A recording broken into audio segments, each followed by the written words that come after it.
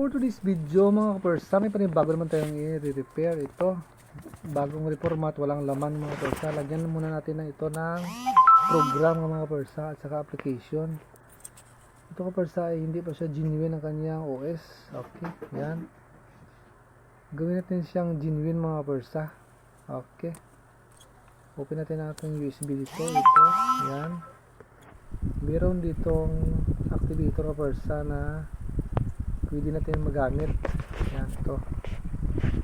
Ayan, install mo natin ang WinRAR para makita natin ang application. Okay, balik muna tayo dito. Ayan. Siyempre, ito na kanyang program kapersa. Ito, para mag-genuine siya kapersa. Okay. Ayan, next na natin. Saka install, siyempre, tapos na siya kapersa. Restart natin. Ito na siya, oh. Okay, hintayin lang natin ma-restart mga kapersa.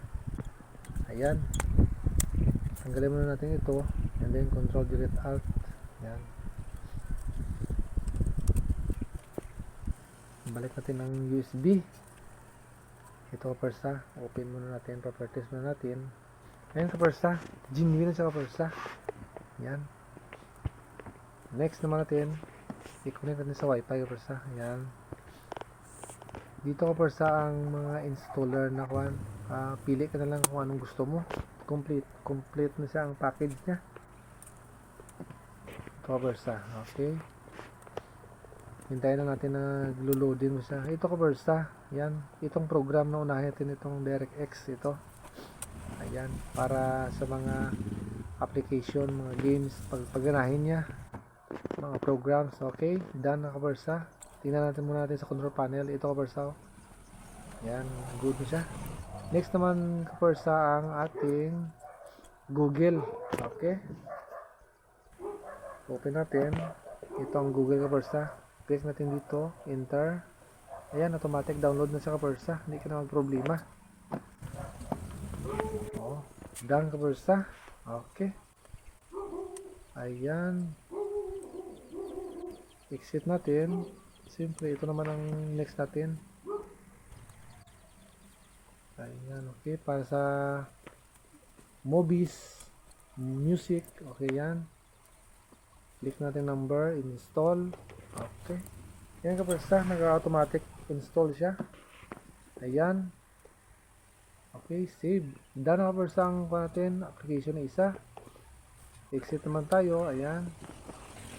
Dito mga photos na kung gusto mo bang edit ng photos, videos, nandiyan na kapersa. Same process lang, okay. Ang next natin i-install na naman ang Microsoft Office. Okay, 2010. Ayan. Okay, fast forward na natin kapersa para hindi siya ma-consume natin ng time. Ayan. Pag matapos yun siya kapersa, alam mo na, check natin ang and then next lang. Install.